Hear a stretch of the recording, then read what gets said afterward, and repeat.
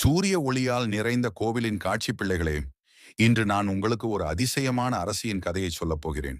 அவள் பெயர் நெஃபர்டிடி. ஆயிரக்கணக்கான ஆண்டுகளுக்கு முன்பு எகிப்து என்ற நாட்டில் அவள் வாழ்ந்தாள். நெஃபர்டிடி அழகிலும் அறிவிலும் புகழ்பெற்ற ராணி. அவள் சுமார் 3300 ஆண்டுகளுக்கு முன்பு புதிய இராச்சிய காலத்தில் எகிப்தின் ராணியாக இருந்தாள். அவள் எப்போதும் அரசனின் பக்கத்தில் நின்று ஆட்சி செய்தாள். இது அந்த காலத்தில் மிகவும் விசேஷமானது.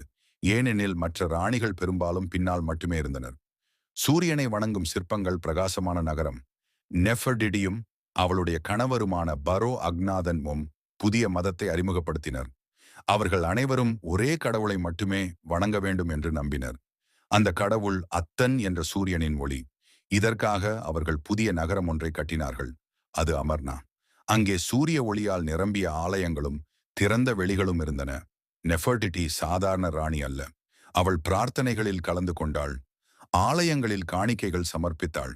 மக்கள் அவளை ஒரு ராணியாக மட்டுமின்றி ஒரு குருமியாகவும் தெய்வீக உருவமாகவும் பார்த்தனர். குடும்பம், குழந்தைகள் விளையாடுவது, அன்பான அம்மா. அவள் ஒரு நல்ல தாயுமானாள்.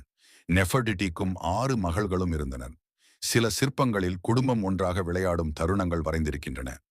இது அக்கால கலையில் அரிதான காட்சி. நீல கிரீடம் அணிந்த புகழ்பெற்ற சிலை.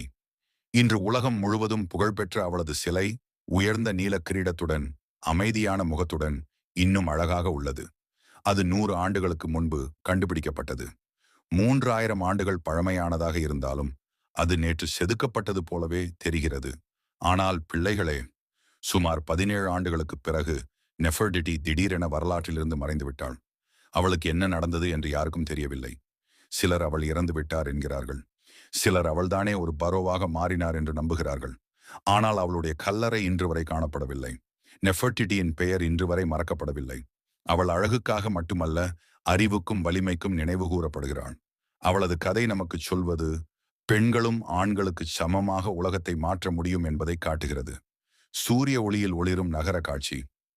இதோ பிள்ளைகளே, சூரியனின் ஒளியைப் போல பிரகாசித்த வரலாற்றின் மறக்க முடியாத ராணி நெஃபர்டிடியின் கதை.